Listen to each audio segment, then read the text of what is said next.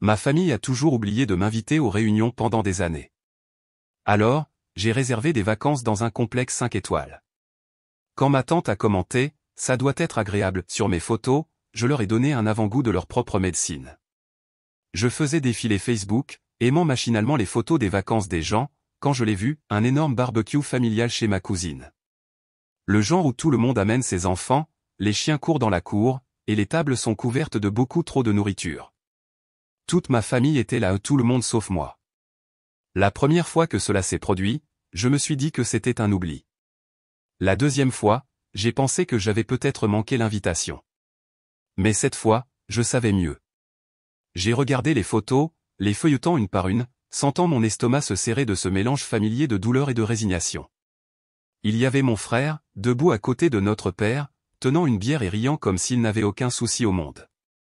Il y avait ma cousine Lisa, celle avec qui j'avais l'habitude de faire du vélo quand nous étions enfants, posant à côté du grill. Même ma grand-tante Margaret, qui ne sortait presque plus de la maison, avait réussi à faire une apparition. Mais pas moi. J'ai pris une profonde inspiration avant d'écrire un message à ma mère, le gardant aussi décontracté que possible. « Salut, je viens de voir les photos du barbecue.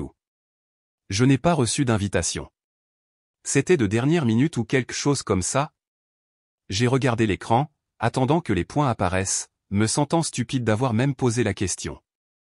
Quelques minutes plus tard, sa réponse est arrivée, et je savais déjà ce qu'elle dirait avant même de l'ouvrir. « Oh, chérie, on ne pensait pas que tu voudrais venir. » J'ai vraiment ri aux éclats, mais il n'y avait pas d'humour là-dedans.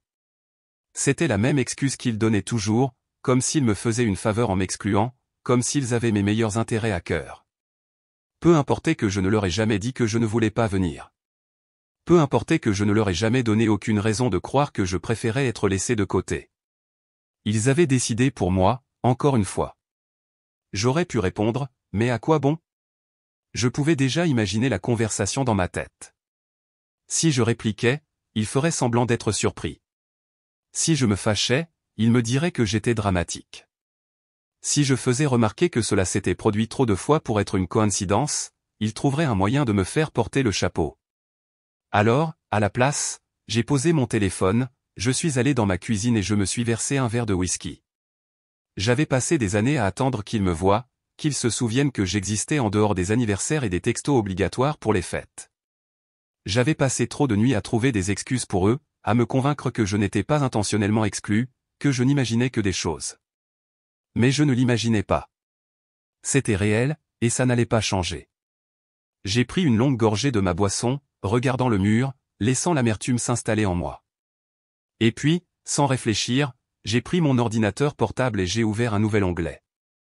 Si ma propre famille ne pensait pas à m'inclure, si elle pensait que je préférais être seul, alors peut-être que je leur montrerai exactement à quoi cela ressemblait. J'ai ouvert un site de voyage, mes doigts bougeant plus vite que mes pensées, à la recherche du complexe le plus cher et le plus extravagant que je puisse trouver. Pas un hôtel bon marché avec une piscine, mais quelque chose d'extravagant, quelque chose qui ferait élargir leurs yeux et leur faire tomber la mâchoire quand ils le verraient. Il m'a fallu moins de 10 minutes pour trouver l'endroit parfait, un complexe 5 étoiles avec une plage privée, des piscines à débordement et des suites si luxueuses qu'elles avaient leur propre majordome.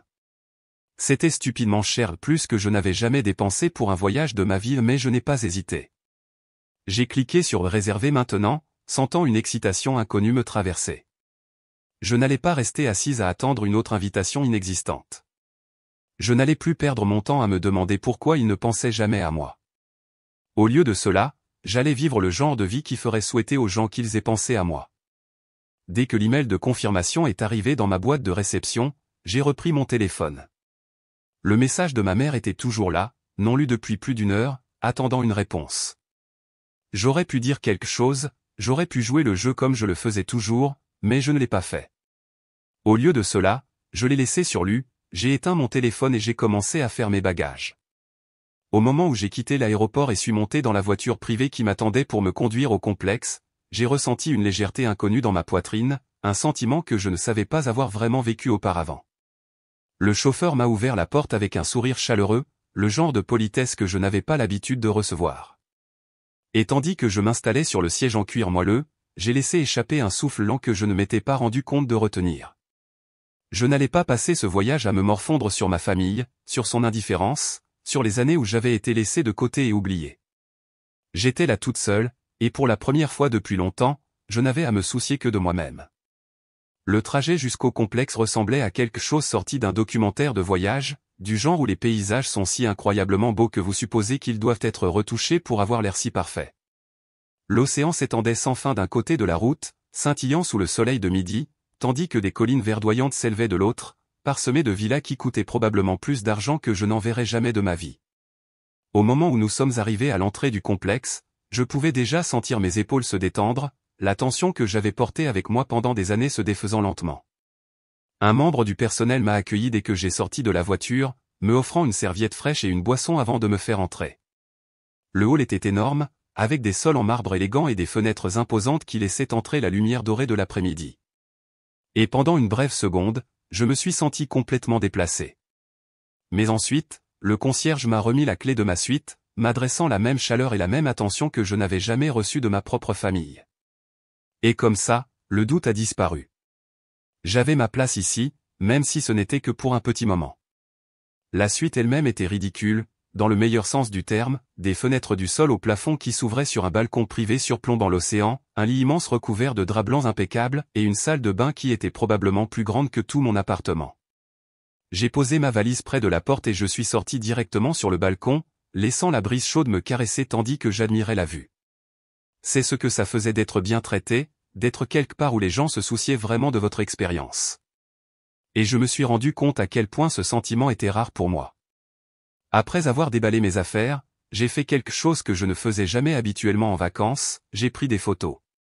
Pas le genre de photos où vous posez maladroitement pour la caméra, essayant trop fort d'avoir l'air de vous amuser, mais le genre de photos qui capturait vraiment ce que ça faisait d'être là, le soleil projetant des stries dorées sur l'eau, la façon dont la lumière frappait le verre de whisky posé sur la balustrade du balcon, le dîner parfaitement dressé que j'avais commandé sans qu'une seule personne à table ne remette en question mes choix. Et puis, sans trop réfléchir, je les ai postés. Je n'ai pas ajouté de longues légendes ni essayé de faire une déclaration dramatique. J'ai simplement partagé les moments tels qu'ils étaient, laissant les images parler d'elles-mêmes. Je ne m'attendais pas à beaucoup de réactions. Je n'avais jamais été du genre à attirer l'attention sur les médias sociaux. Mais en quelques heures, mon téléphone a commencé à vibrer. Le groupe familial, le même qui avait été silencieux envers moi pendant des mois, était soudainement très actif. Waouh, ça doit être agréable, a commenté tante Linda sous une de mes photos. La même femme qui n'avait jamais pensé à m'inclure dans les dîners de fête, la même femme qui avait toujours oublié de m'ajouter à la liste des invités. J'ai regardé le message pendant longtemps, sentant quelque chose en moi changer. L'ancienne version de moi, celle qui essayait toujours d'être polie, celle qui essayait toujours d'arranger les choses, aurait pu répondre par un faux rire ou une blague autodérision pour les mettre plus à l'aise. Mais je n'étais plus cette version de moi-même. Au lieu de cela, je l'ai laissé sur lui. C'était la chose la plus petite et la plus mesquine, mais la satisfaction que j'ai ressentie à ce moment-là était différente de tout ce que j'avais jamais vécu auparavant. Ils avaient passé des années à me faire sentir invisible, à me traiter comme une pensée secondaire, mais maintenant, pour la première fois, c'était eux qui attendaient ma réponse, et je ne la leur donnais pas. Quelques minutes plus tard, un autre message est apparu, cette fois de ma cousine Lisa, on doit se parler. J'ai regardé l'écran, mon esprit bouillonnant de possibilités. Qu'est-ce qu'elle pouvait bien avoir à me dire maintenant, après des années de silence, après toutes les fois où j'avais été ignoré et exclu? Je n'avais pas la réponse, mais je savais une chose, je n'étais pas pressé de la trouver. J'ai posé mon téléphone, je me suis versé un autre verre de whisky et je suis retourné sur le balcon, laissant le bruit des vagues noyer le bruit de tout le reste. J'étais là. J'étais heureuse. Et pour une fois, c'était eux qui se demandaient ce qu'ils avaient fait de mal. Je me suis réveillé au son de mon téléphone qui vibrait sur ma table de chevet, l'écran s'allumant dans la pièce faiblement éclairée, projetant une lueur étrange sur le plafond. Je l'ai attrapé avec difficulté, m'attendant peut-être à une notification de ma banque concernant un autre paiement ridicule pour le complexe, mais au lieu de cela, j'ai été accueilli par un flot impressionnant de messages du groupe familial. Il avait été majoritairement inactif pendant des mois, avec quelques vérifications occasionnelles ou vœux de fête, mais maintenant, soudainement, il était plein d'activités, bourdonnant de messages empilés les uns sur les autres comme une avalanche que je n'avais pas demandé. Au début, je l'ai ignoré, jetant mon téléphone sur le lit et me retournant, déterminé à ne pas les laisser envahir ce petit coin de paix que je m'étais créé. Mais les messages ont continué à arriver, sans relâche et insistant, remplissant mon écran d'un mélange de préoccupations forcées, de remarques passives-agressives et d'accusations voilées enveloppées d'une fausse chaleur. Tu aurais dû nous dire que tu y allais toute seule, avait envoyé ma cousine Lisa, ces mots teintés d'une désapprobation que je pouvais pratiquement entendre à travers le texte. Est-ce sûr d'être dans ce genre d'endroit toute seule? Ma tante Linda a ajouté ensuite, soudainement investie dans mon bien-être, malgré n'avoir jamais pris la peine de prendre de mes nouvelles lorsque j'étais malade ou en difficulté. On s'inquiète juste pour toi, c'est tout. Le message de ma mère est arrivé en dernier, se trouvant au bas de la pile comme une mine soigneusement placée attendant que je marche dessus. J'ai pris une profonde inspiration et j'ai regardé l'écran, mes doigts sur le clavier, hésitant à répondre ou à simplement les laisser mijoter dans leur propre hypocrisie. Pendant des années, ils m'avaient commodément oublié, m'écartant avec des excuses fragiles et des excuses à moitié sincères, mais maintenant, tout d'un coup, ils osaient faire comme s'ils se souciaient de moi. Il ne s'agissait pas d'inquiétude. Il ne s'agissait pas de sécurité. Il ne s'agissait même pas de moi, pas vraiment. Il s'agissait de contrôle. Ils n'étaient pas contrariés que j'ai fait un voyage seul, ils étaient contrariés que je l'ai fait sans avoir besoin d'eux. Avant que je puisse décider comment répondre, mon téléphone a sonné, le nom de maman est clignotant sur l'écran en lettres grâce à un appel que je savais que je ne pouvais pas éviter indéfiniment. J'ai soupiré, portant le téléphone à mon oreille, me préparant au voyage de culpabilité soigneusement répété qu'elle m'avait concocté. Ryan, a-t-elle dit, sa voix empreinte de ce mélange familier d'exaspération et de douceur forcée, le ton qu'elle utilisait toujours lorsqu'elle voulait quelque chose de moi, pourquoi ne nous as-tu pas dit que tu partais en voyage? On a dû le découvrir sur Facebook, comme des étrangers. J'ai laissé le silence s'installer entre nous, sachant que cela la mettrait mal à l'aise, sachant qu'elle s'attendait à ce que je me précipite pour trouver une explication, à justifier pourquoi j'osais prendre une décision sans consulter la famille au préalable. Mais je ne lui ai pas donné cette satisfaction. Finalement, j'ai expiré et j'ai dit, je ne pensais pas que vous voudriez le savoir. La ligne est restée silencieuse pendant un instant, juste assez longtemps pour que je puisse imaginer son visage se tordre de frustration, son esprit s'efforçant de trouver un moyen de me faire porter le chapeau. Et puis, comme prévu, elle a poussé un soupir dramatique, du genre qu'elle poussait quand j'étais enfant, quand elle voulait que je me sente comme un fardeau. Ce n'est pas juste, Ryan, a-t-elle dit, sa voix plus douce maintenant, dégoulinant d'une déception soigneusement élaborée. On ne t'a pas invité au barbecue parce qu'on ne voulait pas que tu te sentes mal à l'aise. Tu as toujours l'air si distante lors des événements familiaux, et on ne voulait pas te mettre la pression. J'ai fermé les yeux, appuyant mes doigts sur ma tempe, sentant le poids familier de ses paroles s'installer sur mes épaules comme un vieux manteau usé. C'était toujours la même routine, la même logique tordue conçue pour me faire douter de moi-même, pour me faire sentir comme si c'était moi qui les avais repoussés au lieu de l'inverse. Mais cette fois, je ne jouais pas le jeu. Vous avez raison, maman, ai-je dit, ma voix si calme que cela m'a presque surprise. J'aurais dû vous inviter. Mes excuses. Le silence au bout du fil s'est prolongé cette fois, assez longtemps pour que je sache que je l'avais prise au dépourvu, qu'elle ne s'attendait pas à ce que j'accepte aussi facilement. Elle s'était préparée à une dispute, à un échange qui se terminerait par mes excuses pour un crime inexistant. Mais au lieu de cela, je ne lui avais rien donné à quoi s'accrocher. Eh bien, a-t-elle finalement dit, se raclant la gorge, peut-être que la prochaine fois, préviens-nous avant de faire quelque chose comme ça. On a juste l'impression que tu nous excludes. J'ai failli rire de l'audace de la chose, de l'ironie qu'ils se sentent exclus alors que j'avais passé toute ma vie à être celle qui était laissée de côté. Mais au lieu de perdre mon souffle à le souligner, j'ai simplement dit, j'y penserai, avant de raccrocher et de jeter mon téléphone sur le lit. Ce soir-là, alors que j'étais assise à une table de dîner aux chandelles surplombant l'océan, un verre de whisky dans une main et l'autre reposant légèrement sur le linge blanc immaculé, j'ai pris une photo, la douce lueur des bougies, les vagues bleues profondes s'étendant dans l'obscurité, l'assiette intacte de nourriture gastronomique qui avait été servie avec le genre de soin que je n'avais jamais connu en grandissant. Tout était parfait. Et puis, sans hésiter, je l'ai posté avec une seule légende, la prochaine fois, je penserai à vous inviter, ou pas. J'ai pris une lente gorgée de ma boisson, sachant exactement quel genre de tempête je venais de déclencher, mais pour une fois dans ma vie, je m'en fichais. Laissez-les se demander. Laissez-les mijoter. Laissez-les ressentir, ne serait-ce qu'une seconde, ce que ça faisait d'être à l'extérieur en train de regarder. La réaction est venue plus vite que je ne l'attendais, un flot de messages et de commentaires passifs-agressifs que je savais destinés à me faire culpabiliser, comme si j'avais fait quelque chose de mal en profitant simplement de ma propre vie sans eux. Mon téléphone a vibré sans arrêt pendant l'heure suivante, chaque notification étant un autre rappel qu'ils ne semblaient me remarquer que lorsqu'ils avaient l'impression d'être eux-mêmes laissés de côté. Waouh, c'était un peu impoli, a écrit ma cousine Lisa, ses mots secs et clairement irrités. Tu es vraiment immature, a ajouté mon frère, ce qui était presque drôle étant donné qu'il n'avait jamais décroché son téléphone pour prendre de mes nouvelles avant ça, mais soudainement, maintenant que je les ignorais, il avait quelque chose à dire. On t'a toujours invité à des choses, Ryan.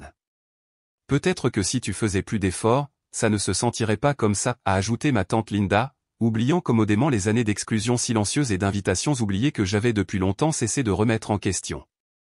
J'ai lu attentivement chaque message, laissant leurs mots pénétrer, mais j'ai refusé de répondre, refusant de leur donner la satisfaction de penser qu'ils m'avaient réussi à me ramener dans leur cycle de culpabilité et de blâme. Ils voulaient que je me sente mal, que je m'excuse, que j'agisse comme si j'avais eu tort. Mais je n'allais pas leur donner ce pouvoir. Au lieu de cela, je les ai laissés dans leur frustration, sachant que pour la première fois, c'était eux qui m'attendaient au lieu de l'inverse. J'ai passé ma journée comme si de rien n'était, me prélassant au bord de la piscine avec un livre à la main, sirotant un cocktail apporté par un membre du personnel qui m'a traité avec plus de gentillesse que ma propre famille ne l'avait jamais fait. Le soleil réchauffait ma peau tandis que je m'appuyais sur ma chaise, fermant les yeux, laissant le bruit de leurs messages s'estomper en arrière-plan, refusant de leur laisser voler ce moment. Mais soudain, une idée me frappa si brusquement que je ris presque à haute voix, un plan se formant dans mon esprit, si simple et pourtant si indéniablement parfait que je sus que je devais le réaliser. Ils avaient passé des années à me faire sentir comme une pensée après coup, comme si c'était moi qui devais les poursuivre, attendant toujours une invitation qui ne venait jamais, étant toujours celui qui était exclu de leur réunion de famille soigneusement organisée. Mais et si, pour une fois, je retournais la situation ? Sans me laisser le temps de douter, j'ai pris mon téléphone et j'ai ouvert la conversation de groupe familial, mes doigts se déplaçant rapidement sur l'écran pendant que je tapais un message que je savais aller les envoyer dans une frénésie. Salut, organisons un dîner de famille chez moi samedi prochain. Tout le monde est invité.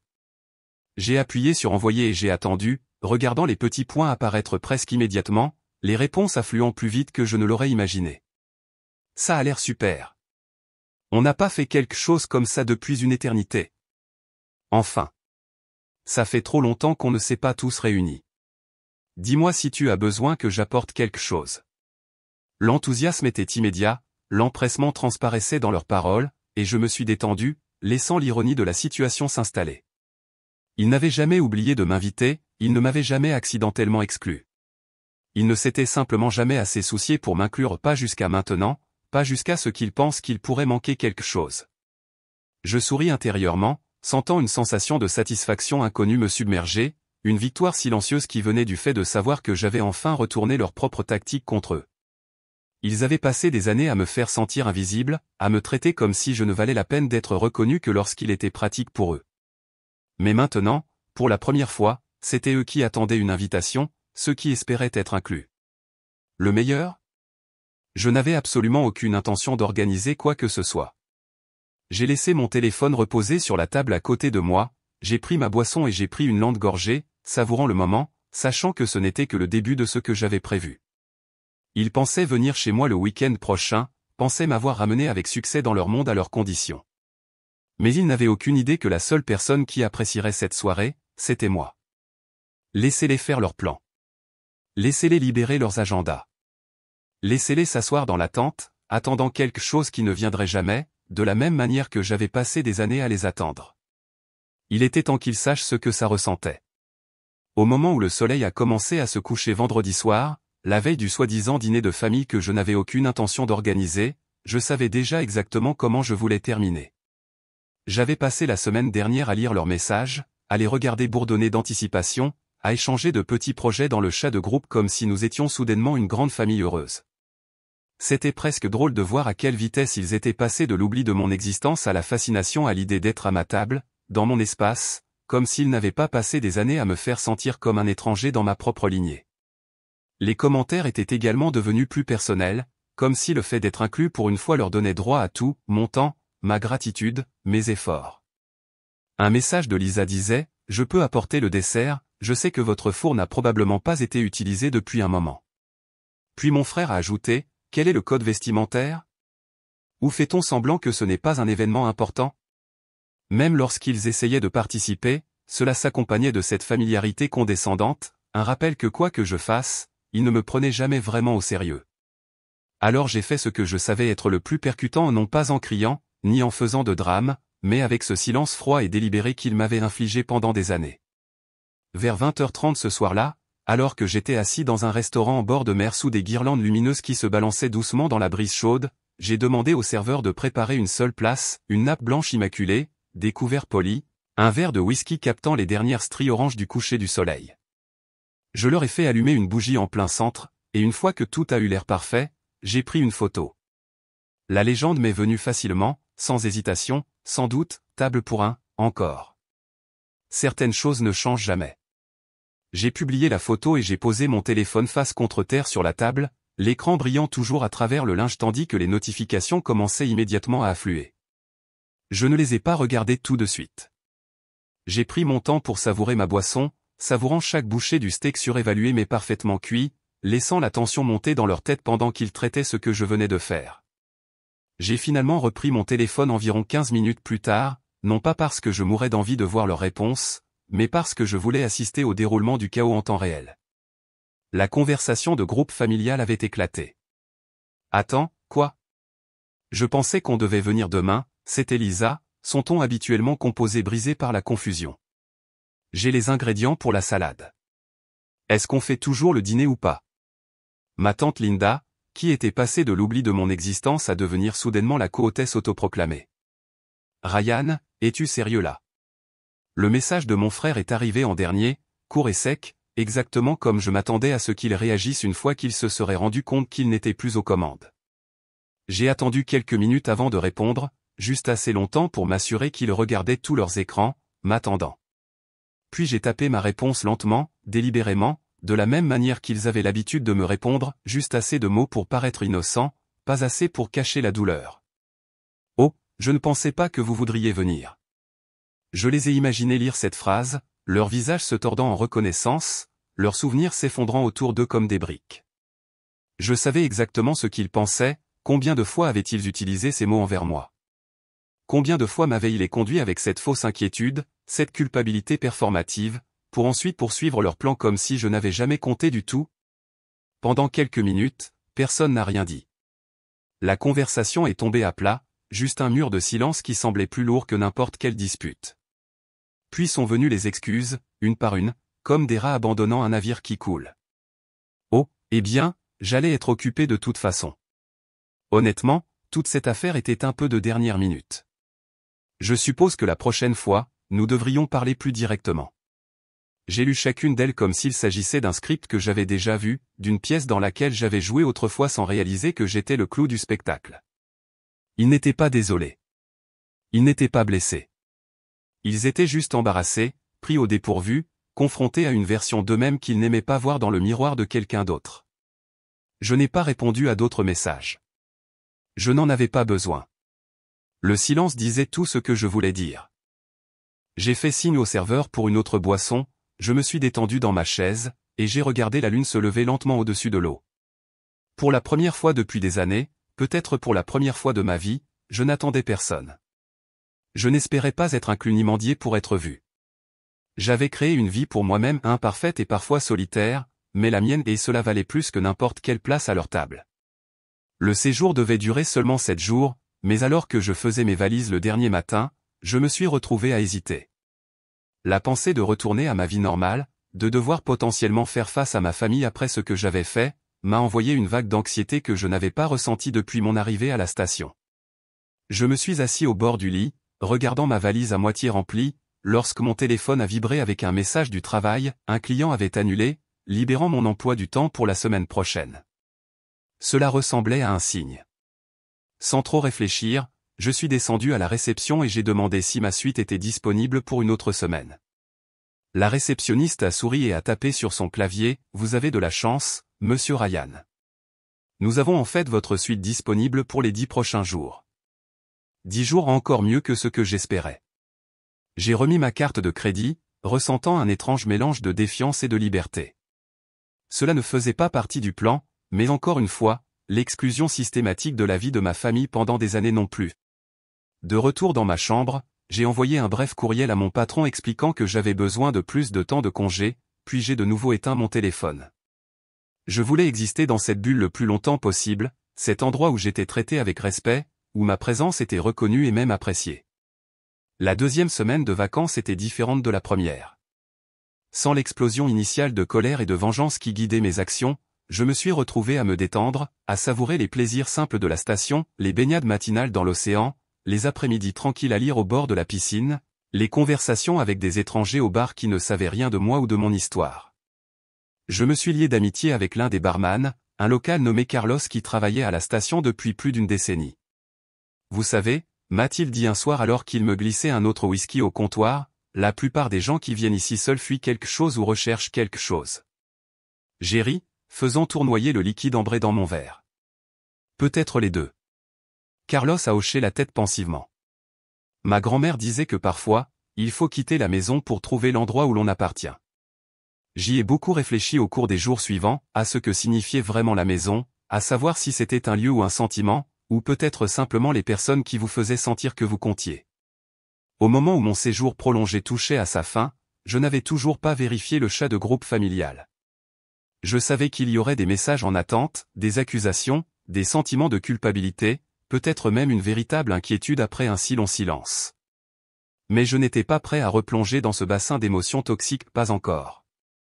Au lieu de cela, lors de ma dernière nuit, j'ai fait quelque chose que je n'avais pas fait depuis des années, j'ai appelé mon père.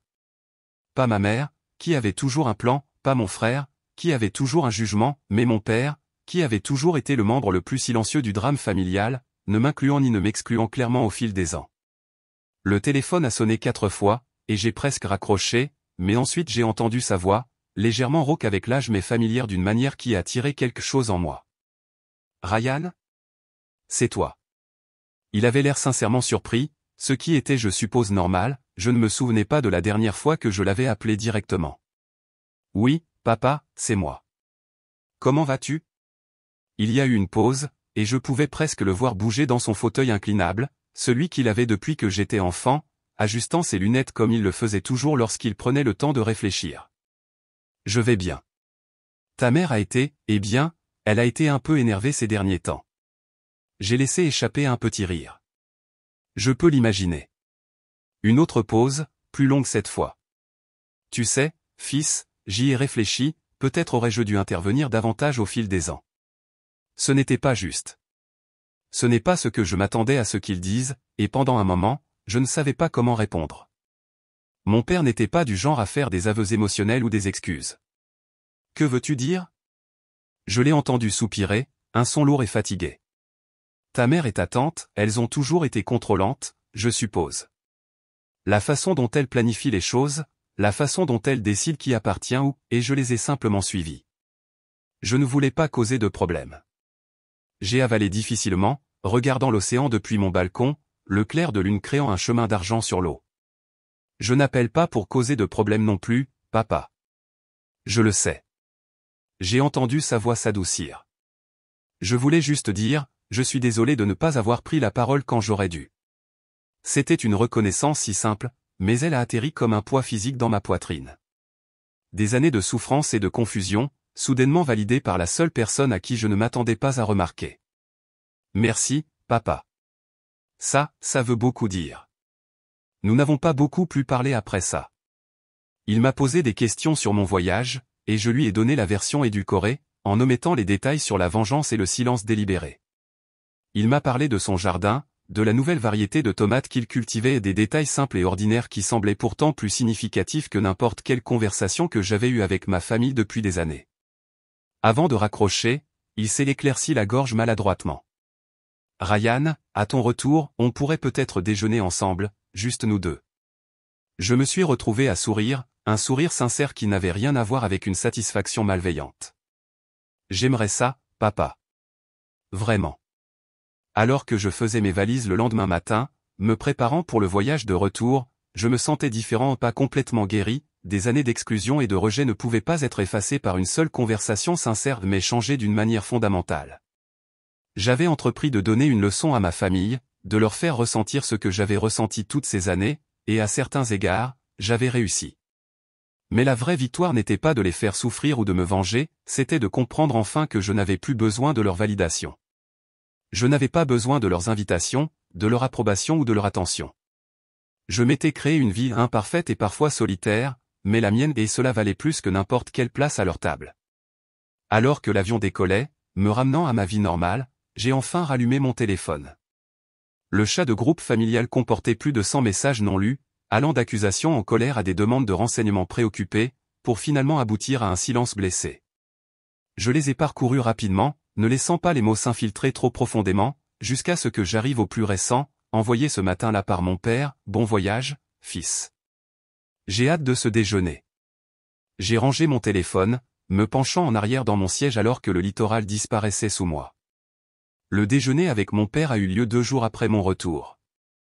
Nous nous sommes rencontrés dans ce vieux restaurant où nous allions quand j'étais enfant, le genre d'endroit avec des banquettes en vinyle et des serveuses qui vous appellent chérie quel que soit votre âge. Il était déjà là quand je suis arrivé, sirotant une tasse de café, ayant l'air plus âgé que je ne m'en souvenais. Nous avons commandé des hamburgers et nous avons fait de petites conversations sur le sport et la météo jusqu'à ce que la nourriture arrive. Puis il s'est éclairci la gorge et m'a regardé droit dans les yeux. « Ta mère est furieuse, tu sais. » J'ai hoché la tête, prenant une bouchée de mon hamburger pour éviter de répondre immédiatement. Je suppose qu'elle le serait. Elle parle de ne pas t'inviter à Thanksgiving. Il l'a dit avec tant de naturel que j'ai presque ri. Ce ne serait rien de nouveau, papa. Son visage est tombé, et il a posé son hamburger. Tu as raison. Et c'est aussi de ma faute. Il s'est essuyé les mains sur une serviette, semblant rassembler ses pensées.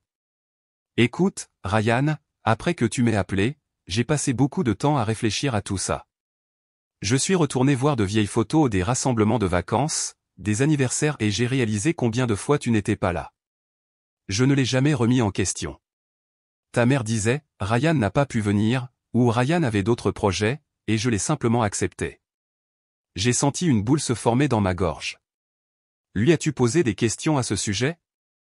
Il a hoché la tête, ayant l'air honteux. Hier soir. Ça ne s'est pas bien passé. Elle a insisté sur le fait que tu avais toujours semblé mal à l'aise lors des événements familiaux, que tu n'avais jamais vraiment voulu y être. Quand j'ai insisté davantage, elle s'est effondrée et a admis quelque chose. J'ai attendu. J'avais oublié ma nourriture. Elle a dit qu'elle était jalouse de la proximité que nous avions quand tu étais petit, que tu me ressemblais plus que ton frère. Il a secoué la tête. Ce n'est pas une excuse. C'est juste, eh bien, c'est la vérité. Et elle a convaincu ta tante Linda et d'autres de la suivre au fil des ans, jusqu'à ce que cela devienne la façon dont les choses étaient faites. Je suis resté là, stupéfait. Toutes ces années, toute cette douleur, parce que ma propre mère était jalouse de ma relation avec mon père? Cela semblait trop simple, trop mesquin pour être vrai, mais cela avait aussi un sens parfait. Que se passe-t-il maintenant, ai-je demandé. Mon père a tendu la main à travers la table et a posé sa main sur la mienne, quelque chose qu'il n'avait pas fait depuis que j'étais enfant. C'est à toi de décider, fils. J'ai dit à ta mère que les choses devaient changer, que je ne participerai plus à ton exclusion. Mais je comprends si tu as besoin de ta distance. 3 mois plus tard, j'ai organisé un barbecue chez moi. Pas toute la famille, je n'étais pas prêt pour ça. Mais mon père est venu, ainsi que mon frère, qui avait pris contact avec des excuses maladroites mais apparemment sincères. Ma mère est restée à la maison. Peut-être que nous réparerions les choses un jour, peut-être pas. Alors que nous étions assis sur ma véranda, des bières à la main, regardant le coucher du soleil, mon frère m'a donné un coup de coude à l'épaule. C'est agréable, a-t-il dit. On devrait le faire plus souvent. Je l'ai regardé, puis mon père, qui somnolait légèrement dans le fauteuil à côté de nous, et j'ai ressenti quelque chose à quoi je ne m'attendais pas, le début du pardon. Pas l'oubli, je n'oublierai jamais, mais peut-être le début de quelque chose de nouveau. Oui, ai-je dit, prenant une gorgée de ma bière. On devrait. Quoi qu'il arrive ensuite avec ma famille, réconciliation partielle, distance continue, ou quelque chose entre les deux, je savais une chose avec certitude, je n'attendrai plus jamais une invitation qui pourrait ne jamais venir. À partir de maintenant, ce serait moi qui déciderais où j'appartenais et avec qui. Et pour la première fois depuis plus longtemps que je ne m'en souvenais, cette pensée ne me remplissait pas d'amertume ou de regret, elle me remplissait d'une résolution calme et constante. Non pas en espérant leur acceptation, mais en créant ma propre paix. Et en réalité, c'est tout ce que j'avais toujours voulu.